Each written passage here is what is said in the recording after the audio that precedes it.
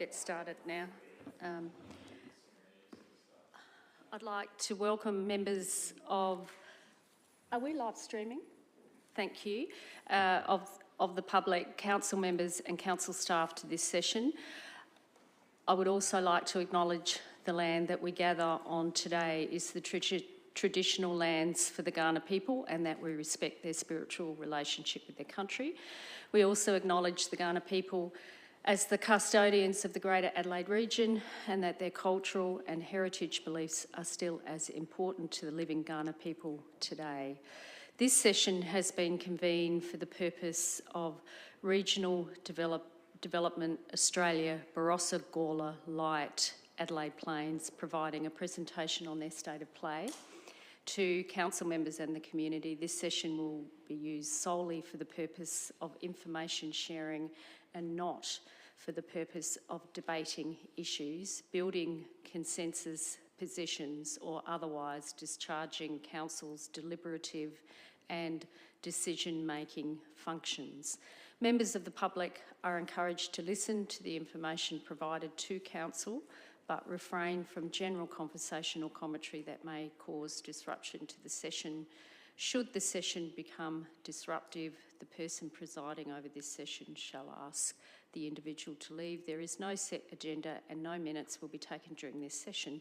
To limit disruption to the session, any mobile telephones brought into the session are to be switched off, switched to silent or vibration alert mode, with telephone calls not to be taken within the immediate vicinity of the session.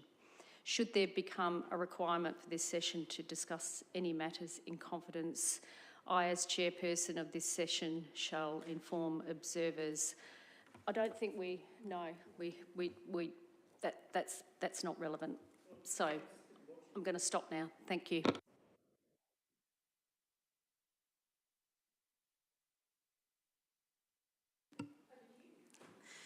Thank you very much, Mayor Redmond and council members. We are very grateful to be here tonight. So I'm Leonie Boothby, the CEO of, I'll just call it RDA BGLAP. This is Rolf Binder, our chair. So I'm going to speak for about sort of 15-20 minutes, I think, first up, and then I'll hand over to Rolf, and then obviously we're really keen to take some questions. So I think it's about 18 months since I was in front of you last.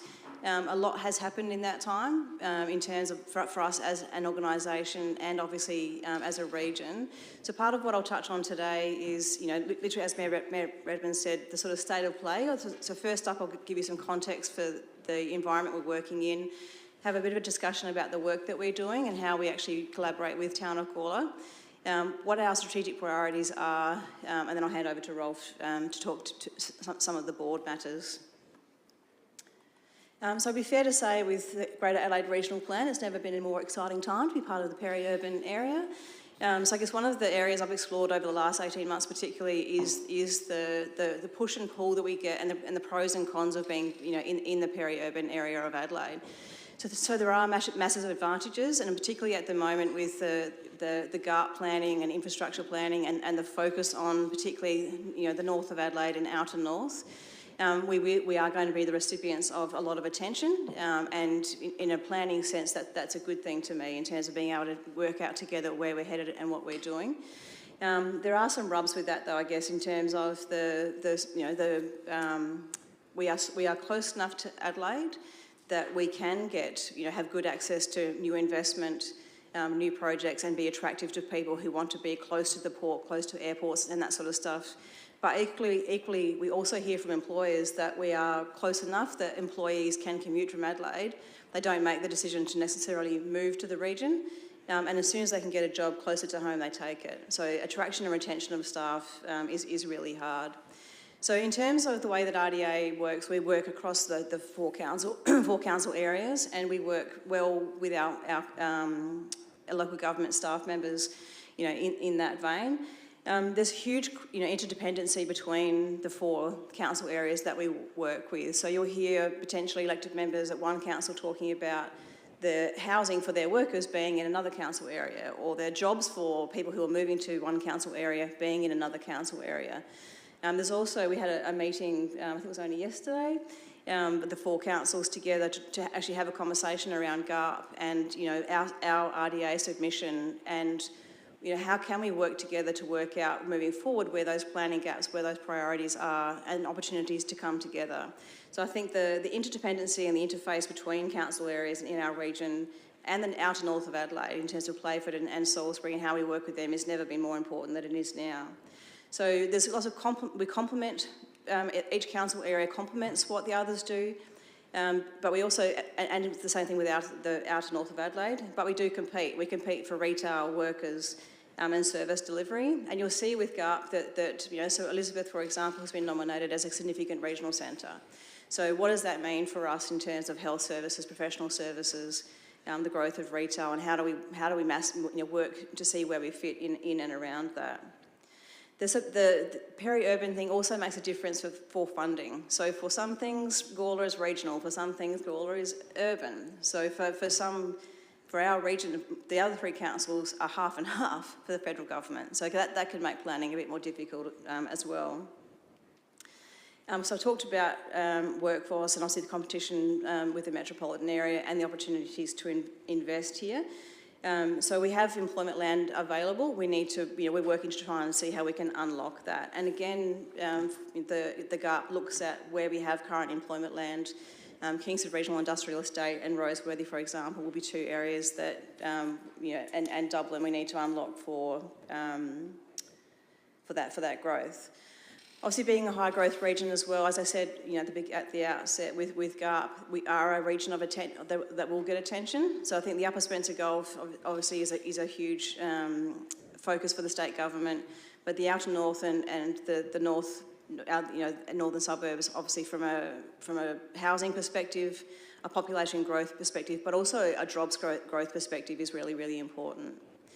So there are significant infrastructure, you know, and planning gaps. And one of the things that when we had the cross-local government conversation yesterday, we talked about, you know, some of the aspirations in GARP are very hard to achieve in real life in terms of living locally. So, you know, how do we, you know, get a greater affordable housing diversity? How do we have that connections into public transport? How do we make sure that people are close to the jobs that they're actually going to do?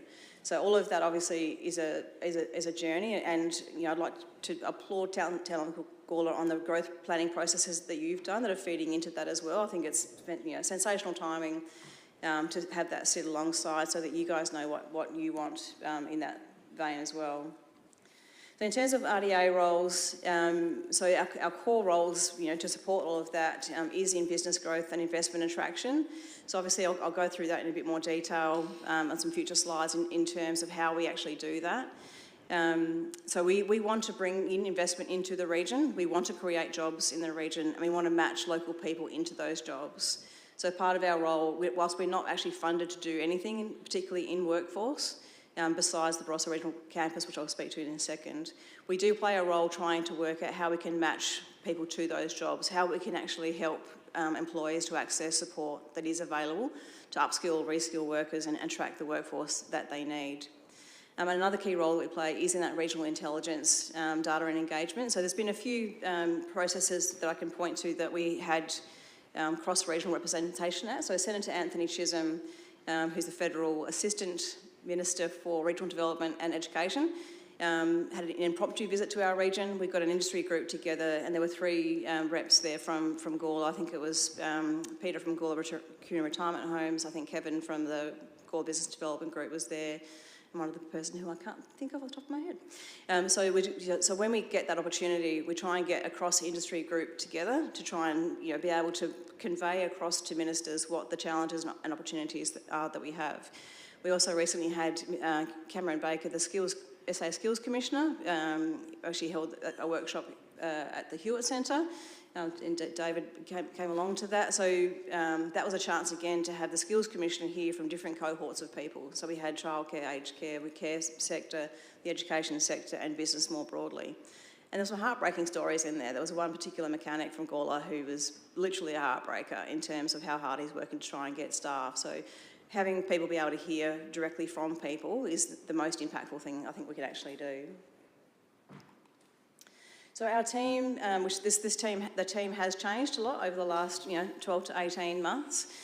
We are a nimble, small team. We have a sensational board that we will report through to. Grace Trimboli joined our team in May as an Economic Development Manager. She joined us from Playford, and that's been a huge bonus for us to be able to have her knowledge and experience. We're doing a bus tour soon to go and look at Riverlea and just hear from Playford about what they've learned from their growing process. So Nathan is our Comms and Programs Manager. So Nathan stepped in last year and played quite a transformative role in the Barossa Regional University campus. We had a long-term staff member leave there. So the campus is really humming now. And I think from what I understand, there's a constant invitation open to share the resources that we have through campus and try and do outreach to assist you guys. Sue Mary is doing corporate services, so finance administration. Anita Mariani is doing our Regional Development Manager, so she's part-time our leadership program, which has been hugely successful, and we are now in our second tranche of funding for that. And again, there's a whole range of programs that will be delivered under that in the next 2 years. And then we have our campus team, which is Hayley, Liz and Danica. So in terms of how we engage with local government broadly and with Town of Gawler specifically, so over the last 18 months, we have had regular sort of monthly meetings with the Town of Gawler Economic Development team. We're shifting that now to be more sort of project-based, and obviously we will do a review as you guys work through your review of your economic development plan as well to make sure that we are relevant to that. And in the slides and the rest of the presentation, I have tried to just flag where we align to those sort of key pillars of your economic development plan. We also obviously, Zach and I attended your growth planning sessions and really appreciated being part of that program. And general program support in terms of our B2B program where you deliver events in Gawler, and we work with the Gawler Business Development Group with our B2B program to feed people through to into that program. So in terms of our interaction with local government more broadly, we have now sort of transformed that into quarterly strategic economic development group sessions across the 4 councils. And the conversation we had yesterday on GARP is an example of that. And there'll be lots of conversations now moving forward that will feed into that GARP process in terms of infrastructure planning and land use planning more broadly and planning for jobs, etc. So there's plenty of fodder, I think, for the next 12 months in there. And also from an operational perspective, Anita leads that group and there's a tourism focus, creative industries, and working with people who are working with businesses on the ground just to again see how we can collaborate, how we can share information and work together. And then we have topic-based forums. So in the last sort of 6 to 12 months, we had a session here in the James Martin room on pre-GARP coming out, to try and talking to our board about what we actually want to see in terms of what growth will look like. And we got to have some good perspective that, again, when we do our GARP submission, will feed into that process. We ran a housing diversity forum with John Stimson from the State Planning Commission at Freeling and talked about, with all the growth that we're having, so a huge number of houses being built in our region, but it's cookie cutter 3-4 bedroom, 2 bathroom. How do we create that housing diversity? How do we have that mix of housing? What can we do from a policy setting or advocacy point of view to try and achieve that? And as I said, we obviously had the skills workshop recently as well. So I guess we're really, really keen to keep the one-on-one local government engagement going as well as the one to the 4 councils together, because both are hugely beneficial for us. So in terms of so I've sort of broken the next section up into top 5 business activities and then strategic processes. So obviously our B2B program is still a really important tool that we have, and the Gawler Business Development Group subsidises some participation in that program for Gawler businesses. We have a good range of business coaches who can do some triage, and also the team themselves work directly one-on-one with businesses. We are trying to evolve this space at the moment in terms of there are so many small businesses and startups and people who have an idea of, I think I'd like to start a business. We can spend a lot of time for not necessarily great output. So one of the things that I'm really trying to nail is how we do that well. So using templates and being able to actually work out what support is already available that we can get people to do a little bit of work before they come to us. And also evolving our business coaching aspects in terms of making sure that we can really target, the help to those people well. Continuing to run events, and we tend to basically, we do one event in Gawler, one event in the Barossa region to alternate those, where we have keynote speakers and some professional development and networking sessions for small businesses. Investment attraction, again, is also really important. So, some examples of how we do that.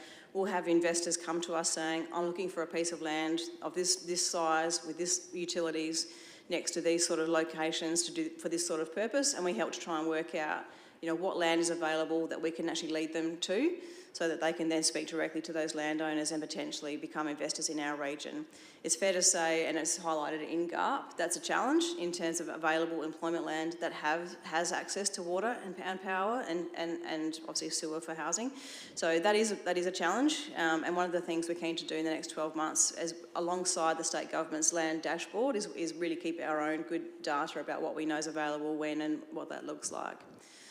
So we also, for PIRSA, we have a quarterly pipeline of investment report that we update with each of the 4 councils as well, and we are evolving that to try and be able to present back to PIRSA as our state government contact what the barriers to investment are. So if we can start to aggregate that information up to be able to say we've got this number of tourism sector projects, but they need access to some seed funding, or we've got these manufacturing businesses but they need access to water in these locations, etc. So the more we can start to aggregate up those needs across the region, the better as well. And again, then from a key sector growth point of view, Anita Mariani from our team is our tourism lead. There are a lot of tourism projects particularly of scale in our region at the moment that are looking to come online. And there are some significant opportunities to attract people to our region through tourism, and we also grow the food sector and creative industry sector through tourism as that connector. So really keen again to continue to do that, noting that Barossa Australia for us, for a portion of our region, plays a role. The Tourism Commission is still working out what its regional tourism ongoing support will look like and what the boundaries will look like. That's a journey we won't go into tonight. But that's obviously, it's really important to us in terms of economic diversification, and the Greater Adelaide Regional Plan speaks to tourism a lot. It puts a lot of reliance on tourism as a jobs generator, which can be challenging to do because they're all small businesses, but it's clearly important to the state, so that presents an opportunity to try and continue to build that. Communications, again, so that we have really evolved. Nathan Little from our team is out of the box amazing at his job, and he has really evolved that role from literally just being a conduit for information and sharing information to being a key person who shares information to connect people to businesses, to assistance, and to promote programs. So he's really a huge part of our business support team through the communications that he's leading. So I can't underestimate how much that is important to what we do. He also picks up relevant articles from each of the 4 council areas, and so he'll pick up your articles and share them, and we get a much bigger boost together. So it's really trying to have a good picture of what life looks like if you want to live here, what life looks like if you want to start a business here or work here. It's really sort of collecting that information and sharing that with our database through various means. Collaboration and advocacy is a huge part of what we do, so we try and gather really good regional information and data. As I said before, try and aggregate up the needs and opportunities and be able to sell those in terms of solutions to different levels of government. So, for example, Rolf and I were recently in Canberra and met with Minister McBain to talk about, who's one of the Ministers for Regional Development federally, to talk about some key things that are important to us. And we talked about various things with her, including the potential for grant funding to be because we are half urban, half regional. Some of those challenges are the kind of things that we sort of fed back. So we are constantly asked by federal government to feed into their policy documents. Same thing with state governments. Obviously, childcare, for example, 3-year-old kindy is a huge focus for government at the moment. So we get consulted by them to try and feed into that from a capital perspective, and also skills and everything that sits around that. Moving on to the strategic priorities, obviously, as I've talked about already, housing is a massive issue. Whilst there's huge housing growth in our region, we have a massive lack of rental housing. The ability for people to age in place is limited. Just housing for people on an NDIS, there's all sorts of housing gaps that we have, and if people can't necessarily easily live to here or stay in our region, if, for example, if they can't age in place, the whole family might go. So there's a huge priority for us to try and again, this is picked up in GARP significantly in terms of how mixed housing is going to look like, and what are the policy positions that can support that, and what we could do to actually try and stem the flow of, I guess, more sort of cookie-cutter growth that's happening. So we are trying to do our own data analysis at the moment to see what the publicly available information can tell us. There are all sorts of programs we can purchase that will cost a fortune, but we thought we started with working out what can publicly available data tell us to be able to inform our local housing picture. And again, feeding into GARP from a supply perspective, if we can better understand what demand looks like too, that will be helpful. So across our regions, we don't qualify for Office of Regional Housing funding because we are peri-urban, but we can access their support and resources in terms of trying to have projects that, if we can find, for example, a piece of government-owned land that could be potentially put forward for a peppercorn rate, or some opportunity to unlock some land to be able to then deliver a higher level of social and affordable housing as part of a project. That's the kind of stuff that we can look for to try and escalate that housing diversity. Workforce, so I'm in my own capacity on the South Australian Skills Commission, so I'm constantly got my alerts up for what we can do to increase the number of people who are engaged in trades and apprenticeships and traineeships, and trying to create pathways into higher education as well. So really trying to work on how we can connect employers and employees into programs that enable upskilling and reskilling. And really trying to make trades and apprenticeships more attractive, so that more people can actually go into those huge skills areas. So again, there's work that we are going to try and do in a similar way to housing, just to accumulate some data that can then inform what we might go for in train. What boundaries they are going to look at, what kind of depth they'll go to really try and work out where the infrastructure planning gaps are for a start, and then see if we can collaborate to actually address those. So obviously we keep reiterating, as GARP does, that trying to deliver infrastructure ahead of housing growth is obviously where we want to be. So again, just quickly, we have fed into councils' planning processes as well as the state planning processes, and really important to us that they are sustainable. So obviously looking at our food bowl as well, in terms of what our region contributes to our food bowl and sovereign food security is important to us. And that will be an evolving space over the next couple of years, I think, as those conversations are had. Sustainability more broadly, so we participated in the Regional Development South Australia Conference last week. One of our board members, Rachel Bogdanovic, was a keynote speaker at that. There is, again, so much noise in that space in terms of the requirements on businesses, when they'll come in, at what level, what impact that will have. But also from an opportunity perspective through renewable energy and changing the way that we do things, there's huge opportunities there. So again, there's a piece of work that is being done by Regional Development South Australia to actually try and work out what that landscape looks like, who's doing what, and how we can just tap people into that. So again, with some of this stuff, it's not about us running programs or actually doing this work. It's just literally trying to get the right information and join the dots. But there are some significant circular economy projects in our region. So the Dublin Green, for example, there's huge opportunities for generating energy, reusing water, and food waste, and really trying to use waste well. And obviously for councils, having the trying to reduce the landfill is massively important to you guys in terms of the cost to council. So again, the more we can have that collaboration and try and work out where's the economic best use of waste, for example, and how can we maximise our sustainability with everything that we do. I'm going to hand to Rolf now.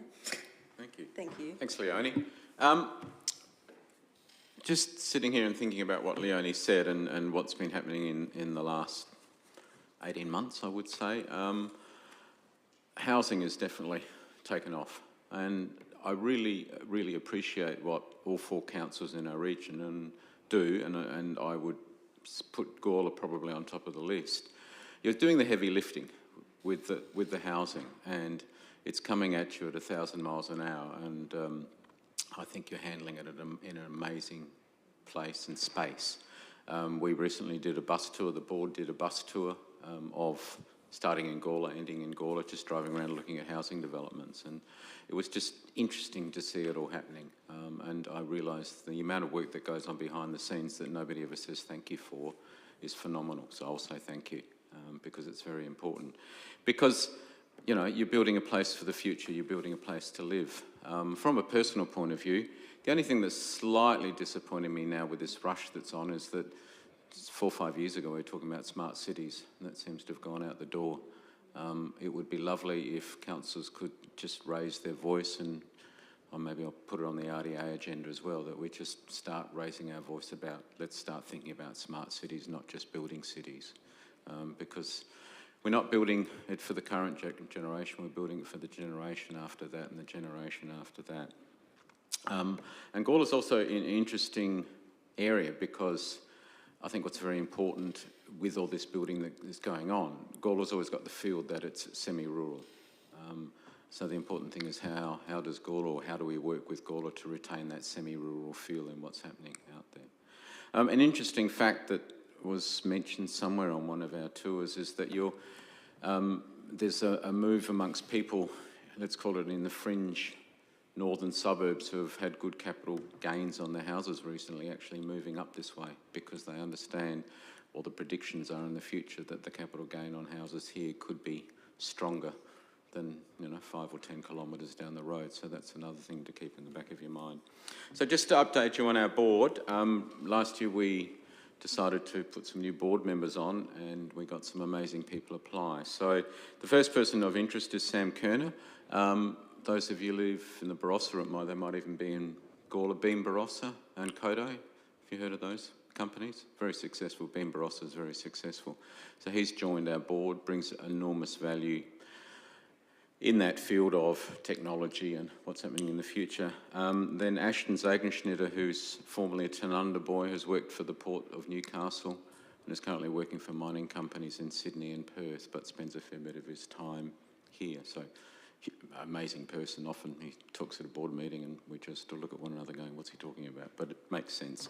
Natalie Seaman comes with also an interesting background in that we can thank a lot of the development of women's football in the region to her. She started the Tanunda Women's Football Club, has worked with Central District, and whenever I speak to her and see her, she's always at women's football's games, or was always at women's football's games. So very strong community-focused person. And then Bridget Kimber, who runs a place called The Station in Kapunda, entrepreneurial model, and she's also very good in tourism and tourism thought. And then from council we have had Andrew Goodsell, and from Gawler, and David Bailey. Andrew Morfitt from Adelaide Station has replaced your local Tony Clark, who retired 12 months ago. And it was sad to see Tony go. But Andrew's very good. But it's very important that we have council representation on the board, and we're very unique in the RDAs in South Australia. And I think we're the only one that has decided to take on a member from each council. And it keeps our board totally up to speed with what's going on. And what is also very interesting and high learning for us all is that when somebody like Andrew talks at our board meetings, we learn a lot and we get to understand a lot of the process and the problems. So it's very good, strong board. Now, interesting within the RDA network, personally I sit on the Adelaide board, And the Adelaide board sort of sits in its own unique role, working with all the other RDAs in South Australia. So it's very important to feed into us, and we work collaboratively as to what you think or what you know that we need to know and can bring forward. At the same time, I also sit on the RDSA board as chair of this regional RDA, and that is a slightly elevated board and has a very high respected voice within government. So strategic level engagement is very important between us and yourselves, and we have to keep it going, to put it mildly. That comes to the delicate or the forceful subject of funding. And I think from what Leonie, I know from what Leonie was saying, we do deliver for the representation that we get. It's 13% is what we get from local governments. We know we deliver way above that back to you in our engagement, our thought process, advocacy, etc. So the agreement comes up for renewal next year, and we'd like to look at locking that in as soon as possible. I can't say that because we're going live. I was going to talk about federal funding, or do I? No, you Okay. can. As Leonie said, we met with the Federal Minister when we were in Canberra, and basically, in her beautiful laconic way, she said, "Oh, don't worry about funding." So we're fairly sure we will be funded again. So our strong role for the region will go ahead. We are looking forward to working with your new CEO in the future, who comes in mid-November. I would like to put on the record to thank Andrew Goodsall very much for what he's done. Amazing thinker. And also thank David Barrett, because David's always been there. He's always been good backup for us, and it's very good to work with. Sadly, Leonie has accepted the job to be chair of RDA. CEO. You can be chair as well. CEO Adelaide. But Leonie, in her short time with us, has totally refocused the organisation, just done an amazing job and really prepared us well for the future. And I mean, I've been fortunate to work with two very strong CEOs. Each have had their own style. So it's been very, very good. Alto people who are local are going to take up the process of finding our next CEO, and we know with a solid foundation we're going to find somebody that's amazing, but nobody will ever be as good as Leonie. So thank you.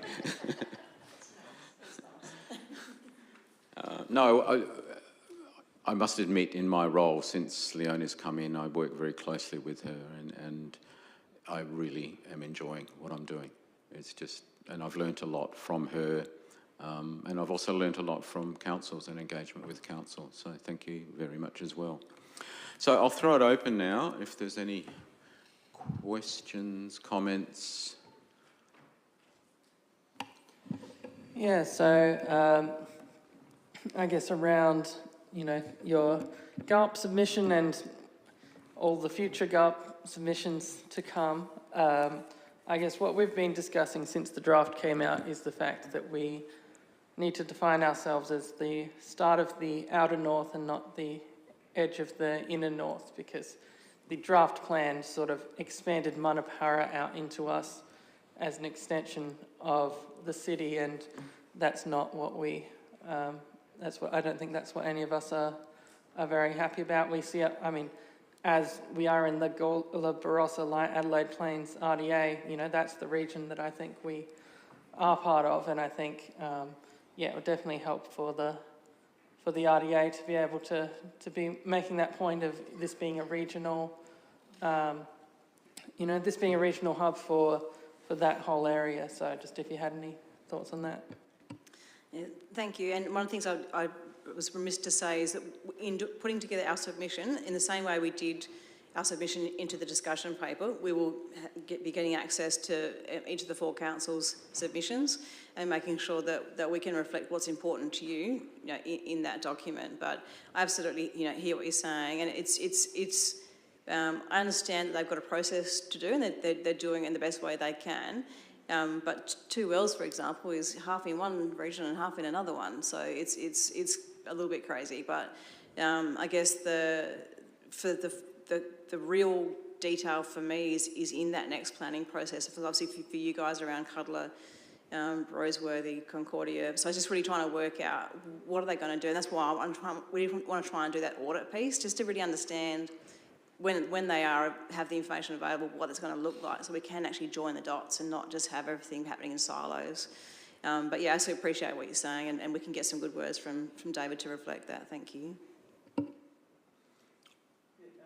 Yes, Ralph, I was happy to hear that you're talking about smart cities. I think a couple of years ago, maybe 3 or 4 years ago, in Gawler, we were looking to go down that track, be a smart city, to a smart town, to attract young entrepreneurs to come to our town to build enterprises, etc. And I think that's gone by the way, unfortunately. My background's in horticulture. I could see great potential in Cuddler, but that's potentially just going to be turned into cookie-cutter little houses. I think there's a huge opportunity there with future crops that could come on board. I'm very upset that that's sort of been dropped right off. I suppose the next question I've got is just around the Dublin Green proposal. I have looked at it on Planning SA site, and I think it talks about an anaerobic respirator. Is that right? So it's more green. It's actually the anaerobic respiration of green waste to create energy. Is that the process? And I will not profess to be an expert in the intricate parts of their proposal, but they are looking at a bioreactor that uses green energy, and I think there's quite specific clean green fuel that has to go into that. I guess what's exciting about that proposal is that it is the first circular community as well as economy that I have seen, shaped like that on paper, in terms of having, mining, vertical agriculture, residential housing, waste to feed into that. So yes, I believe it's a scalable bioreactor. Yeah. Just from that, will there also be residential? Because when I looked on the Planning SA site, it was more about the employment land, and not will there be a big residential component? Not. Yes. So at the code amendment that's currently in front of is currently being considered is around rezoning rural land to employment land. They're part of their whole precinct is to actually potentially have some environmental food production area rezoned as housing.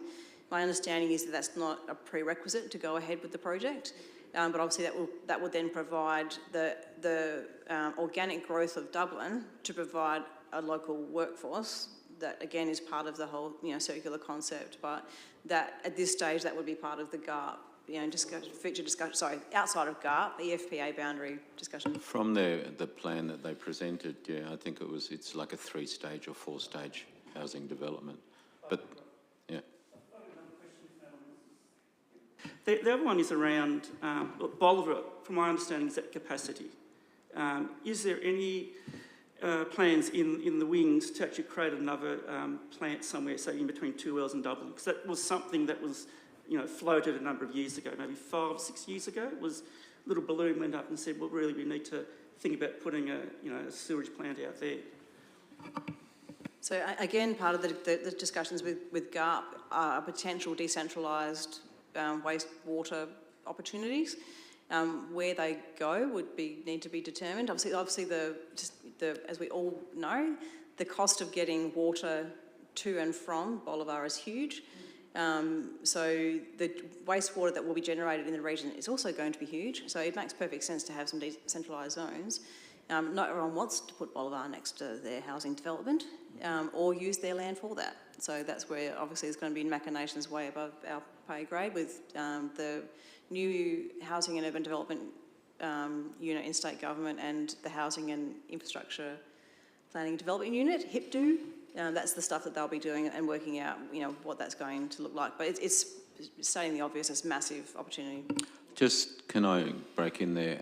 If we look at what's happening overseas, and it's a bit of a personal interest, is the advancement of what they call flotation technology and, I suppose you'd call it column filtration technology and charging and so on is phenomenal.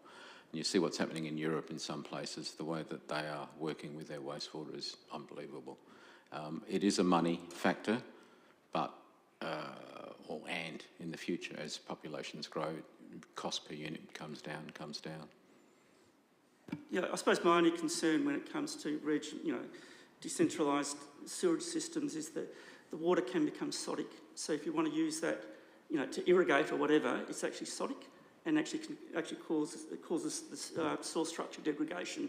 So I'm just concerned about where the water goes. That's old technology. New technology will take that all out. It's actually taking the sodium. That's reverse.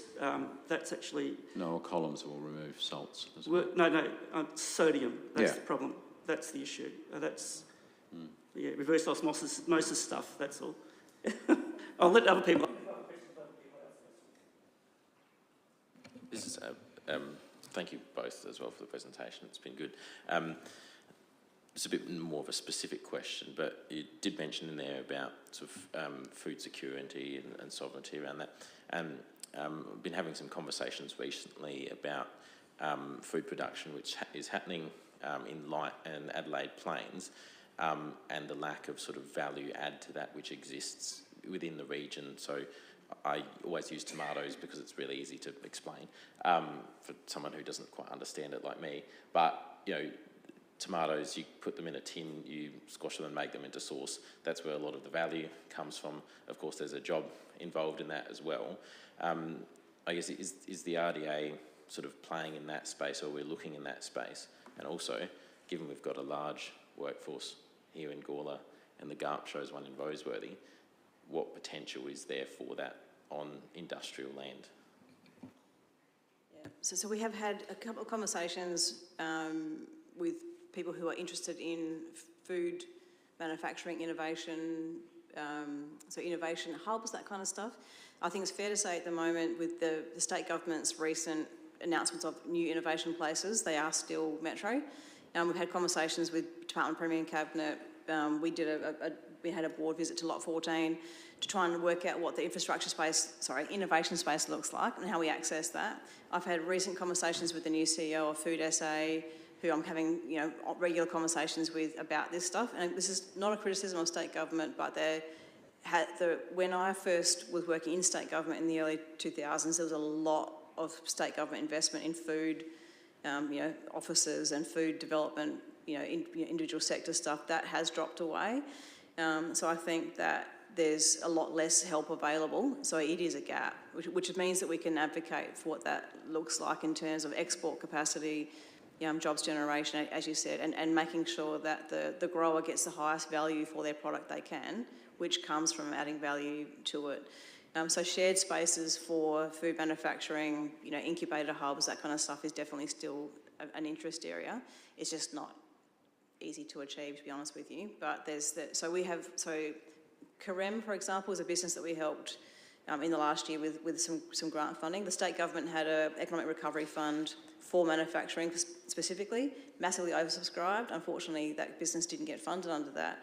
But the work that we helped them with actually helped them to get bank financed to do that work, and they have increased their outputs. So there's that, there are food manufacturers in our region.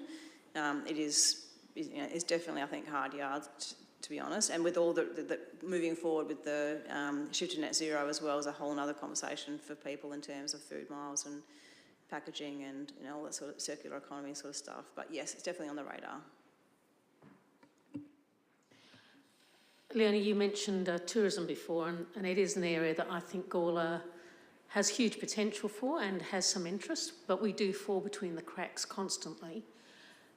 Cultural heritage tourism particularly is one of the things we think we can leverage off, and we're going to need some help to do that. We go all the way back to 1908 where we created a tourist board here, and we actually helped the Barossa create their tourism. So it has a long history, but we're in a situation where the council hasn't really done a lot in that area, and we need, I think, some assistance we have some interest in the community, and it's very spasmodic at the moment and fairly small key, but I think it's an area that we could do with a bit of help. But again, unfortunately, the Tourism SA just seem to think that's definitely where we're part of the metropolitan area and why we're interested in, which is really disappointing. So any assistance would be most appreciated in helping us move along there. So just quickly in terms of what we are doing, Anita from our team is on the Gather Round working party with Events SA, SATC and Barossa Council, and she is taking a whole of region perspective on that in terms of what the opportunities are. Obviously with Lindock Rec Park being just down the road, there's, it's going to be challenging, I think, for the first Gather Round to be on the front foot because lots going to happen at the last minute, to be honest. But I think that will provide really good learning for the second year in terms of how do we maximise the benefit of an influx of people coming in. So when in 2009, when we had the Barossa Be Consumed ad, we weren't ready for the influx of people that came in. We've got a bit more chance this time, but we still don't really know what it's going to look like and what the benefit's going to be. But I think that as a catalyst, that is a game changer potentially.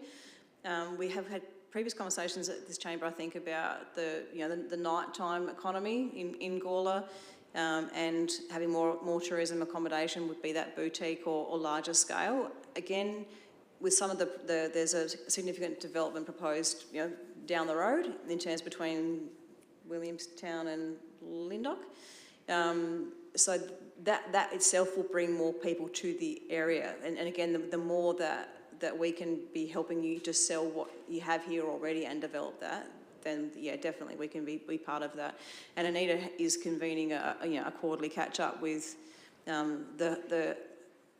for our whole region that includes tourism, and she's also part of the Visit Information Centre group as well, to try and just really make those links and not be as limited by the SATC boundaries, because in real terms that's about marketing a lot of the time.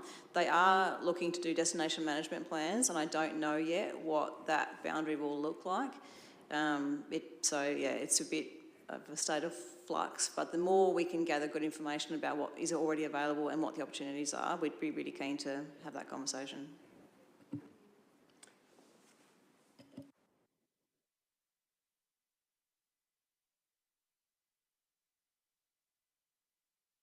Sorry, Rolf just reminded me that the Tourism Commission is actually doing a 2030 visitor economy engagement process as well, that there's a chance to feed into that. Thank you. And it's in our newsletter. Just in regard to employment, of course the GARP focuses quite heavily on that living locally aspect there, and employment's a big part of that. In the GARP they've got a lot of that employment land in their national employment precincts, which is obviously going to be one thing with some sort of subsidiary stuff there. I guess what work are you, not necessarily the RDA, but what work's being done at the moment to sort of map out where potential gaps exist in the market for industry and for employment opportunities, and what would that look like in the RDA submission to the draft GARP as well? Because everything seems to be quite employment seems to be quite concentrated in the urban inner north, and there's next to nothing except if you look up at Roseworthy in 40 years or whenever they're going to put it there.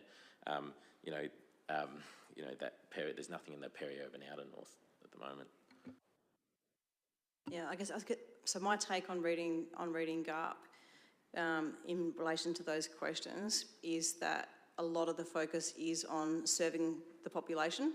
So the need for services and service delivery to that population, retail, and I guess providing housing for a workforce that already exists, if that makes sense.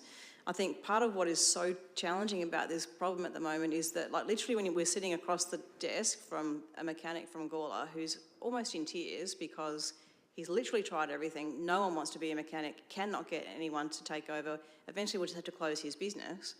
What are we all going to do to get our cars serviced? That's the very real problem. Same thing with health services, childcare, aged care, trying to get people to actually, and you're talking about food manufacturing and putting tomatoes in tins. No one wants to do those jobs. It's really hard. We actually ran a forum recently to try and generate interest from young people to come and do some training in being involved in the food industry. Got about 6 people along to the session. It was dismal. So there's a whole bunch of jobs that's really hard to get people to want to do.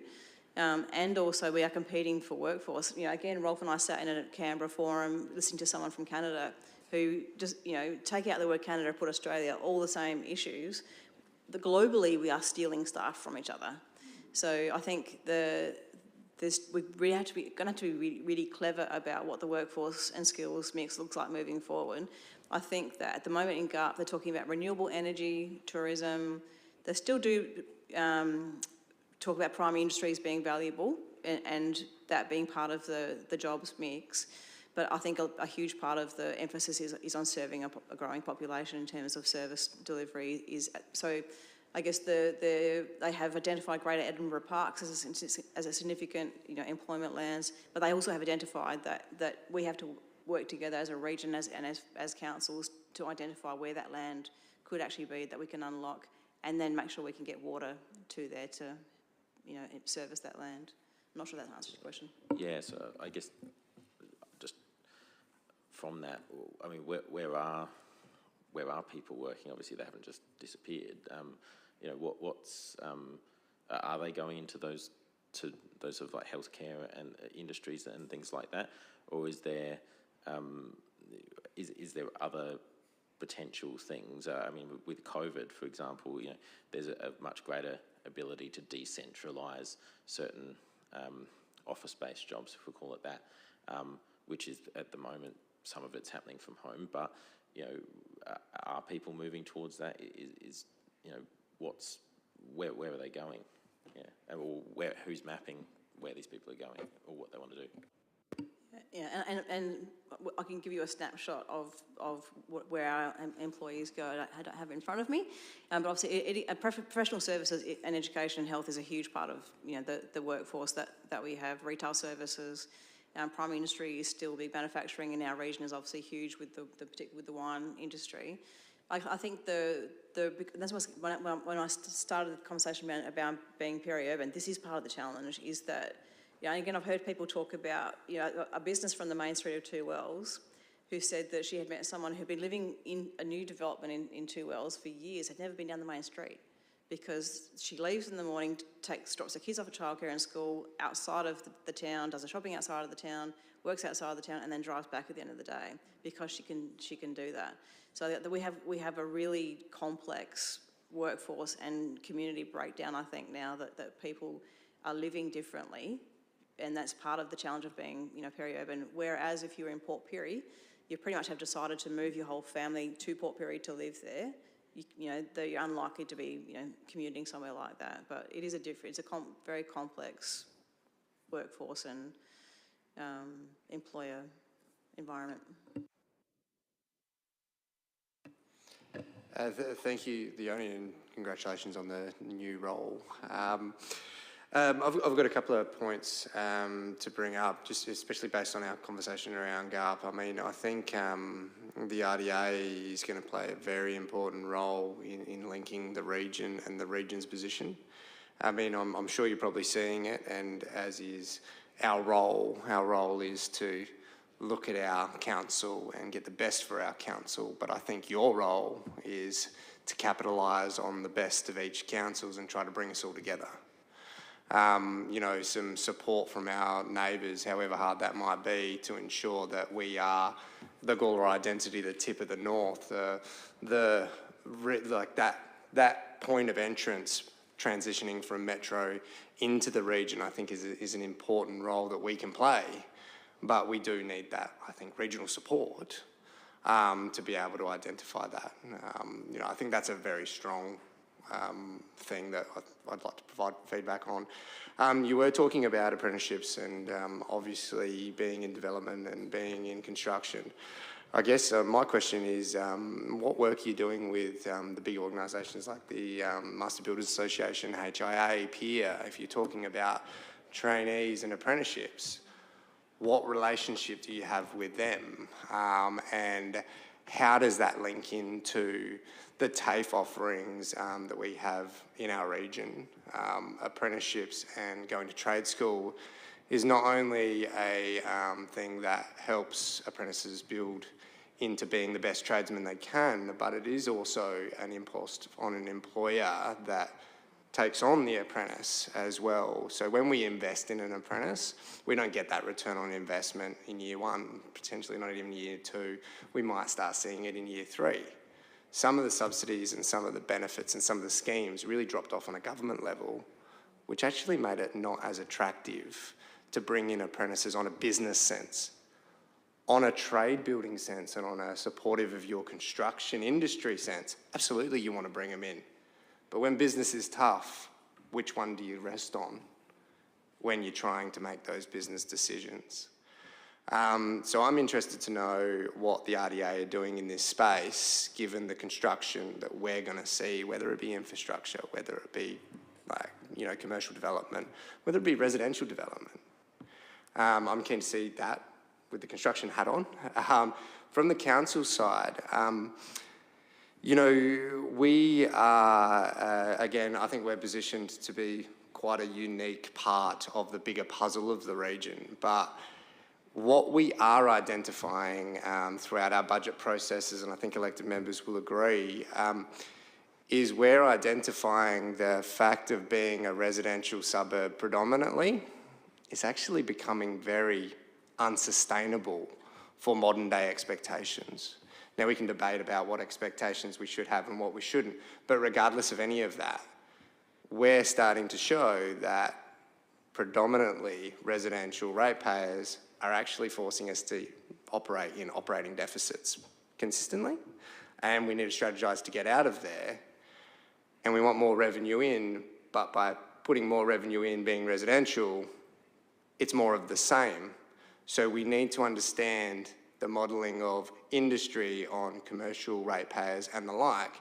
And if we're talking about Wingfield being an employment zone, where's our piece of that? Because if we're supposed to be a part of the region and a big, strong support of this, how do we fit into all this? Because we've got reports that show 50% of our residents leave our council area every single day.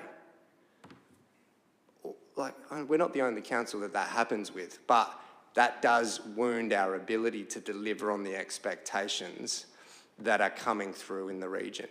And rightfully so. But what is the RDA doing to be able to assist us in that? Because again, that advocacy role of how we play as a regional partner, regardless of our definition of what our council is, urban, metro, however it suits, it doesn't change that money investment and the like. So I guess, a couple of comments about that. I know it's a really long-winded question, but... If I start with the skills and trades and occupations one, obviously, again, it's such a complex time at the moment because the cost of living is high. There's very little housing available. I've got real life experience. I've got a 20-year-old, roof plumber apprentice that is my youngest son, who sleeps on his brother's couch 5 days a week and comes home to us on weekends because he can't get housing and he can't afford to get a rental, etc. There's a whole bunch of stuff that makes the decision to take on a traineeship or an apprenticeship really, really hard. We've also got an ageing population of tradespeople who are kind of going, why would I bother? I'll just shut my business down and get out, because why would I bother doing that? So again, with my Skills Commission hat on, there's a huge need for constantly thinking about what incentives we can give to employers and employees to take on a trade and an occupation, because we desperately need that. So that's a different, it's outside my RDA role, thinking about that. But my idea of the month is tradie housing. I would love to have a program where we're actually building housing for tradies to be able to give them incentive to actually be able to live and take on a trade. That's the kind of stuff that's policy stuff that needs to happen. I think in terms of what we can do about it, which is, I'm going to be honest, is limited, but when we had the Skills Commissioner come into our region and hear from people what their challenges are, that's the main thing that we can do, is be able to provide those examples. I sit on again, the employment regions are huge. The federal government's employment region for us goes all the way up to Flinders Ranges and Port Augusta and Moyalla. But I'm part of that task force, just trying to constantly look at what kind of, again, advocacy or policy suggestions we can make. Haley from our team's on the Regional TAFE Advisory Board, again, trying to feed that back. So really trying to work out what the local, either RTO, including TAFE, offering is so that people can study here.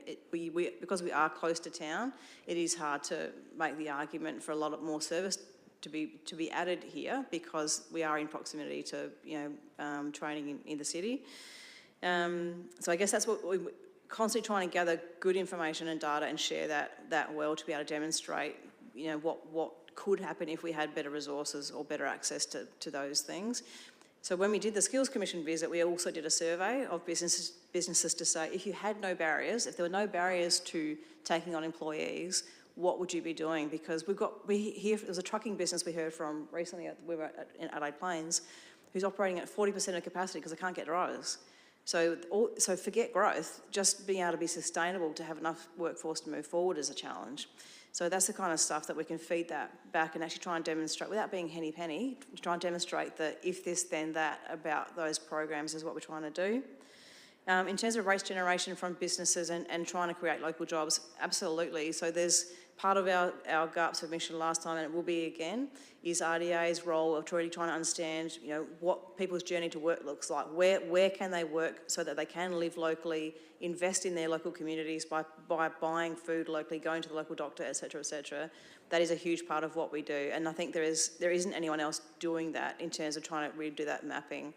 There is definitely going to be cross-pollination between, you know, the outer north and the, whatever they called the other part of the region, Northern Plains and Barossa.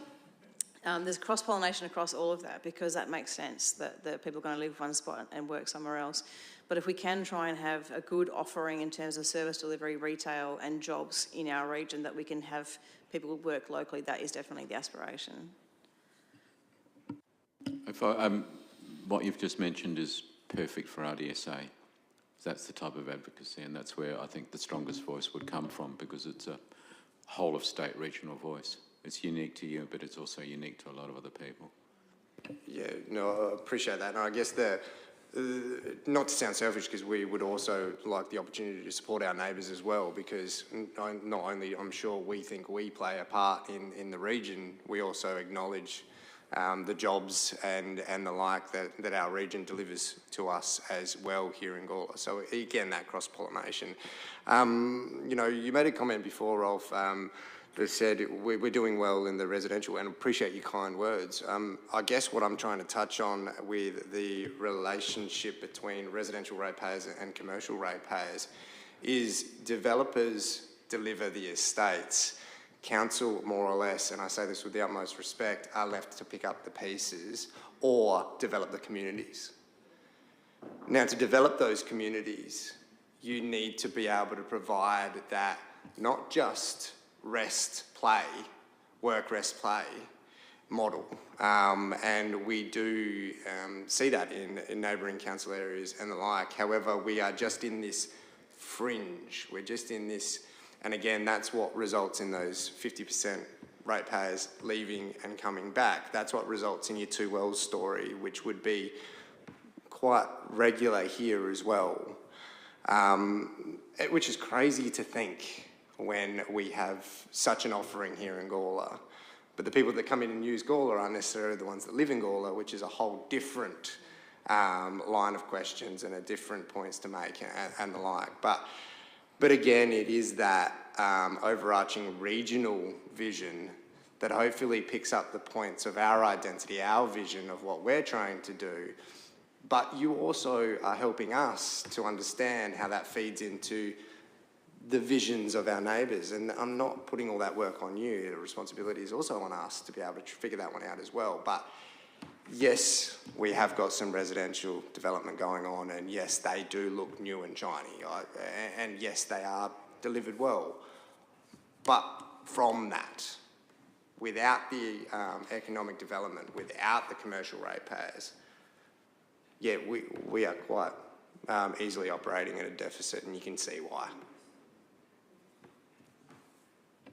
If we, an interesting case, although it's regional New South Wales, is what Dubbo has done in the last few years, and we had somebody present at a conference last year.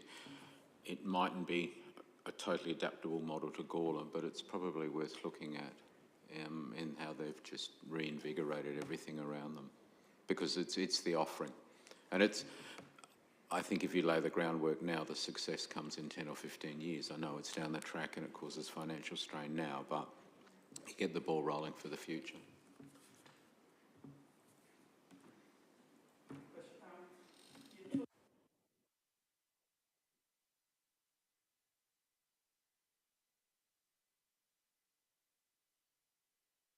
The creative sector, could you give some examples where you're supporting the creative sector in Gawler? So I think I've lost the plot with the timelines, but at the end of last year we did creative leadership forums across our whole region. We actually met with creative people from a range of disciplines. Yeah, so I guess that's one example of how we work with them. That work is now filtering into the next lot of leadership programs that we do. We have provided some grant support, for different events and live music, that sort of stuff, to try and get grant funding.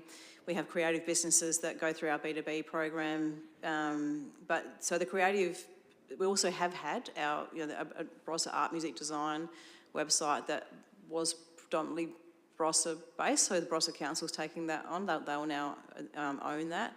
But there's still conversation going on across the whole region about what the arts sector looks like and how that's represented through its leaders. That's still a live conversation, but we do as much as we can to support the creative industry sector through our assisting programs predominantly, yeah.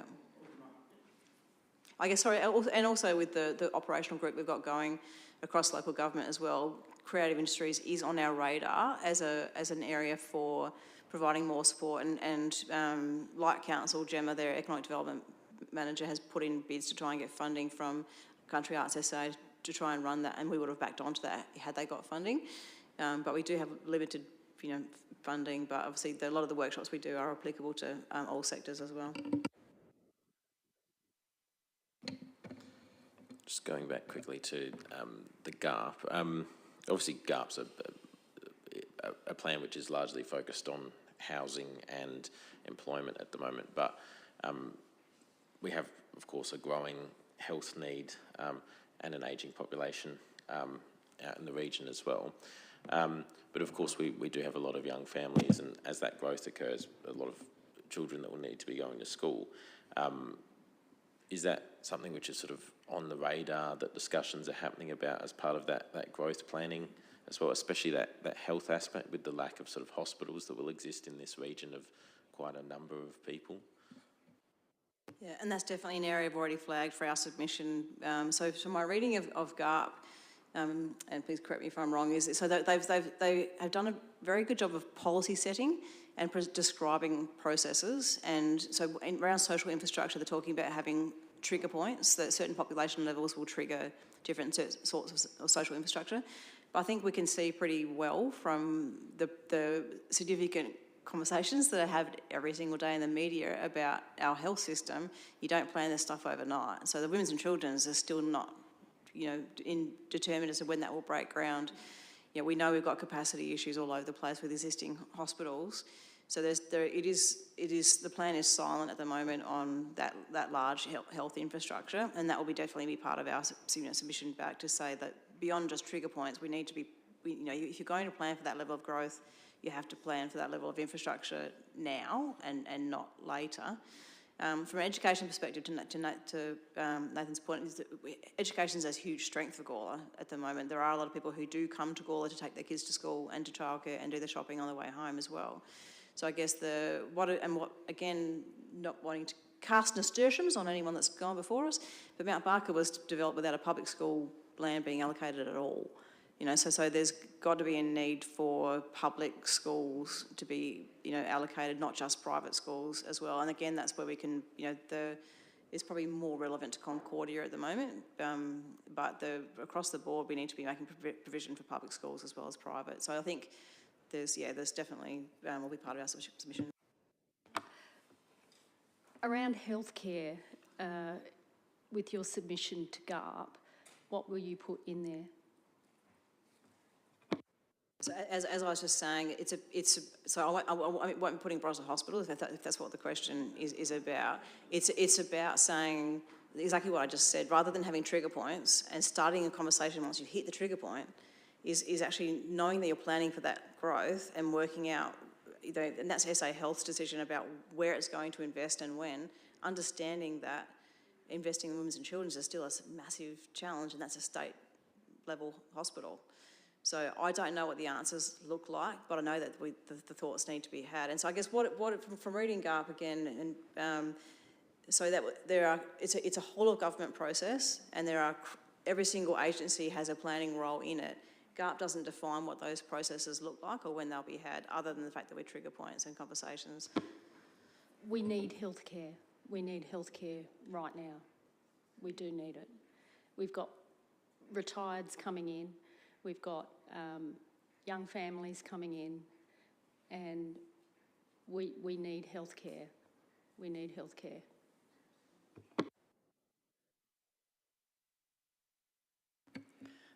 Leonie and Ralph, have you had any vibes, or can you let us know anything at all about the fact that many rumours going on about the train is going out to the Linddock Green, about the,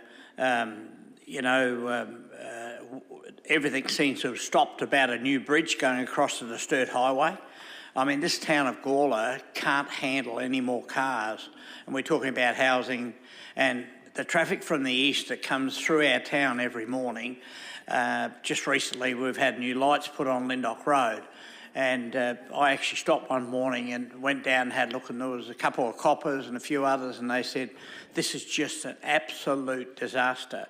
Can you enlighten us on anything, i.e. the train going to Linddock, and also anything about a crossing to the Sturt Highway? So my understanding is from, and we are actually having a briefing next Monday from the Department of Infrastructure and Transport on the 30-year transport strategy, that I'm not holding high hopes out for the detail. Apparently it's quite high level, but I think so. So in terms of rail, I think there is definitely a high level aspiration to have additional rail connections in to support that growing population. Again, whether that has got legs or doesn't have legs, I don't know. I don't know anything about it going to Linddock, so I can't help you with that one. I've forgotten the rest of the question, I apologise. So the bridge. Yeah, so again, there's a separate structural planning going on for Concordia that I'm not at liberty to talk about. We have, I've had to sign a non-disclosure agreement in terms of those conversations that I'm part of. But it's in your growth strategy. It's in GARP talk. Does GARP talk about that, David? So yeah, I can add a little bit of context for you, Brian. So our Gawler integrated transport strategy definitely identifies the need to further invest in mass transport options to connect those growth communities, as well as that link road from the Sturt Highway through to Barossa Valley Way, and also an outer ring road to the east of the Gawler town centre to take traffic down to Main North Road through the eastern area. An example being the Bentley Road corridor and those sorts of things that need significant investment. As Leonie mentioned, the GARP does talk to a transport strategy, an overarching transport strategy being delivered by the state government, and that is being released, I believe, early November. So initial conversations, first of which for you guys next week, and other councils thereafter. But there's also a public transport strategy being delivered, and that's referenced in the GARP. That sits underneath the overarching transport strategy. And the state government budget has allocated funds to investigate mass transport extensions in the north. The word on the street is that that is more about an investigation of the activation of the Roseworthy Railway corridor rather than the Concordia Rail corridor, as the Roseworthy development is anticipated well in advance of the Concordia development. So you might see trains going through to Roseworthy before you see them going up to Linddock. And just on the Concordia process as well, we have had one workshop that has been stakeholder, and Gawler Council was there. Are you part of there's another planning group that is cross-council, is that correct? Yeah, there is. I'm not personally part of that, but Gawler is part of it, represented either by Andrew Goodsell or David Belatovich, our assessment manager. Sorry, just to pick up on a point that the Mayor rightfully pointed out, and not only about healthcare, but we talked about education and the like. We do have a uni campus out in Roseworthy, for example. Imagine nurses of the north actually having opportunity to be trained in a uni campus that provided programs like that. Imagine engineering programs provided for in the north and not having to traverse their way into the CBD, however that looks in the next decade. It's one thing to provide the infrastructure, but it also is a bigger picture in trying to provide the population, the workers, to deliver on the outcomes of why that infrastructure was delivered in the first place.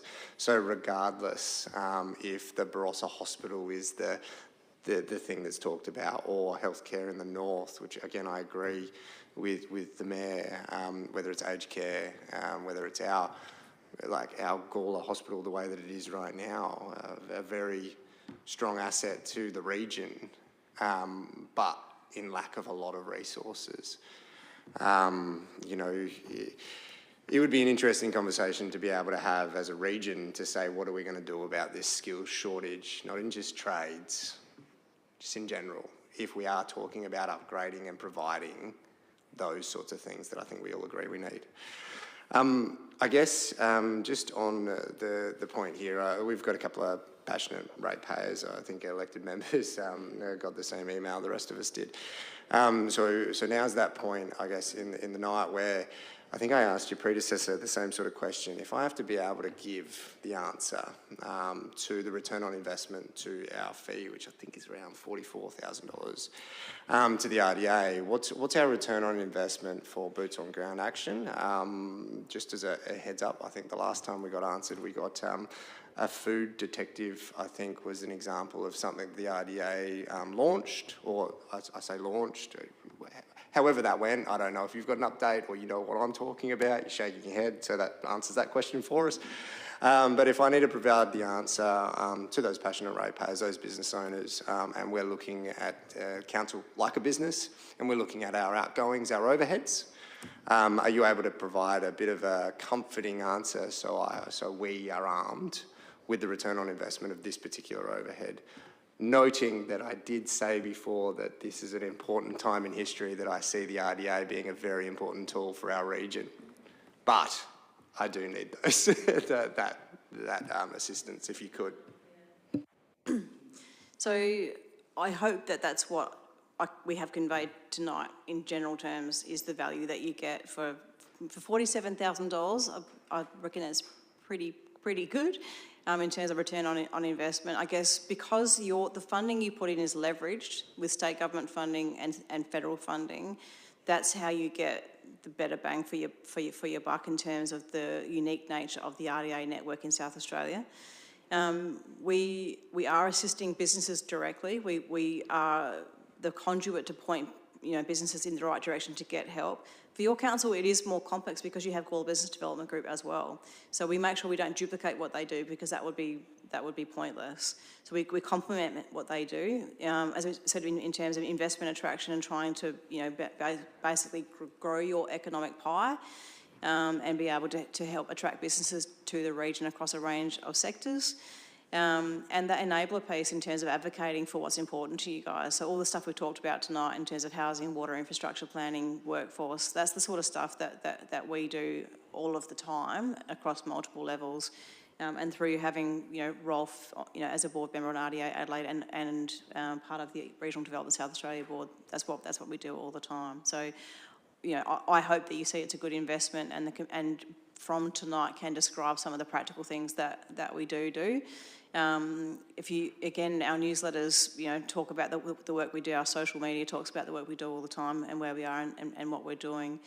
But yeah, we are a connector, we are a facilitator, and we are an advocator. Just to follow up on that, I have noticed in the 2 years I've been on council that the RDA certainly is more equitable in dealing with the four councils. When I first came on, the first annual report I read was very Barossa focused, and no, to the point of why on earth are we in this?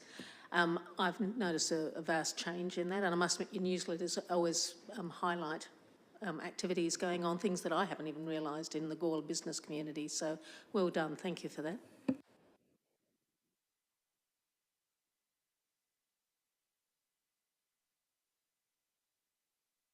What's Rolf's just flagging, so as I alluded to earlier, I'm constantly having to be nimble with our team to work out how we can really support small businesses as well as we can. I would love to have the funding to actually engage someone to be working one-on-one with businesses all the time. So we have had in the past, when we have had a larger budget than what we have now. We have people who can literally walk the streets and talk to businesses and tell them what we do, and we have had potentially a greater level of relevance and understanding, Nathan, to your point about what RDA does. I can't resource that, and that's where. So if at the moment we're working around having, some business coaches who can help sort of play that triage role. We talk to councils about what councils' internal support looks like, so that we could tap into that. No four are the same. So it's an evolving area for us. That if I can scrape the barrel any more than I am, that's where we'd like to try and invest some funds to to increase our small business support. Sorry, and as well, what department are they now? Department of State Development Office of Small and Family Business are currently reviewing their strategy, and I'm keen to engage with them to try and work out. They in the past have funded positions, they have funded programs through RDAs. We now have to compete with everybody else, which is frustrating. So I would love to have them be able to see the value in our network and invest in us as well.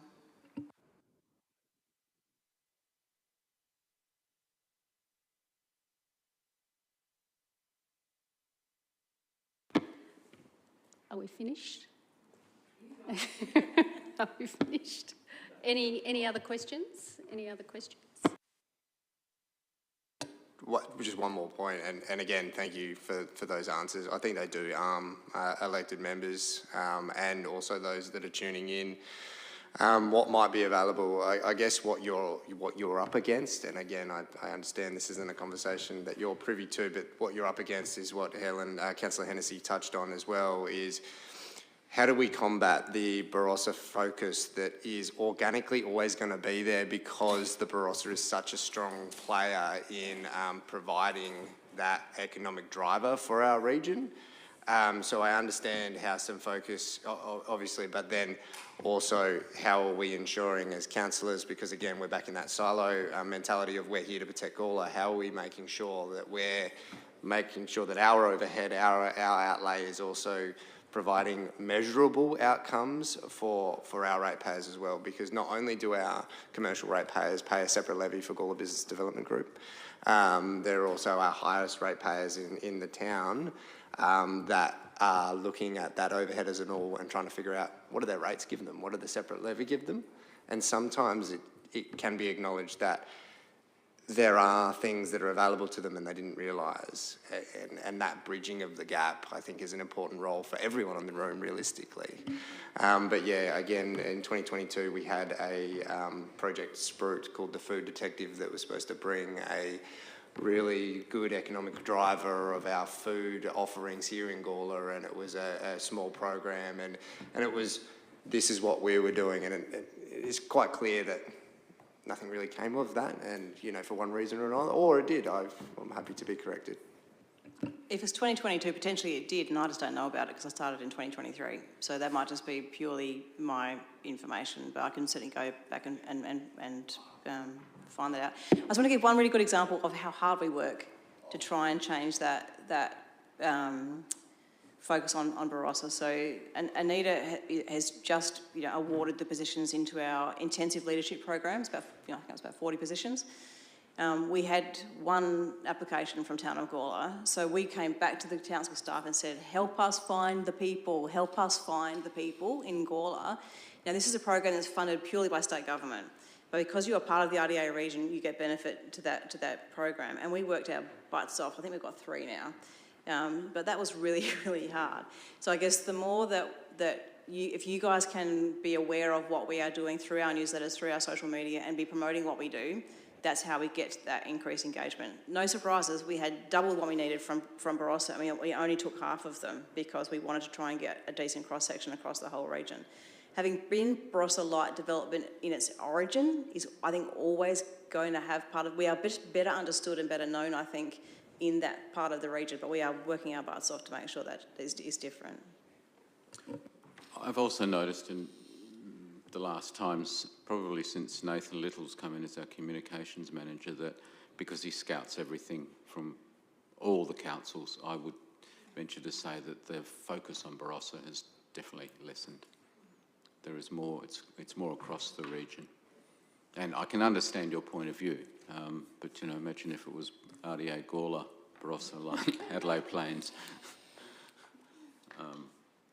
But we do. We work across all 4 regions, and you're all our children, and we love you. Thanks for that. Can I just add one thing? Just terminology-wise, I think sometimes we should probably turn that on the head a little bit, instead of how do we combat Barossa's favouritism or whatever it might be. How do we leverage it? Because the state government definitely has that bent to invest in the Barossa. So how do we make sure that we're getting our slice of that pie? And, you know, how can we work better and smarter to make that happen, so that we're front of mind as well, that, oh, we've got to talk to Gawler as well at the same time, or whatever it might be. How do we build ourselves that way as well? We flip it. We flip it. And absolutely, and that was the point I was trying to make, and no offence meant at all, Rolf, with how passionate you are about Barossa. The Barossa throws a lot of money my way personally as well, with the developments and work that I do in the Barossa. I'd be lost without the Barossa. And again, our regional partnerships can be so strong if we have that regional that regional vision, because I agree. You know, we talk about the gather round being an opportunity that's merely a tip of the iceberg on what that could potentially be. But I also agree that we need to see how this one plays out to understand how we can leverage it, because you could react and get it wrong as well where we are placed in Gawler. So it is an interesting spot we're in Gawler at this point in time, to be able to sit back and understand how we can really capitalise on that entrance piece, because we don't want to be the tail end of Playford. We want to be the point, the entrance, the contributor to the Barossa Light region, as we've always been, you know.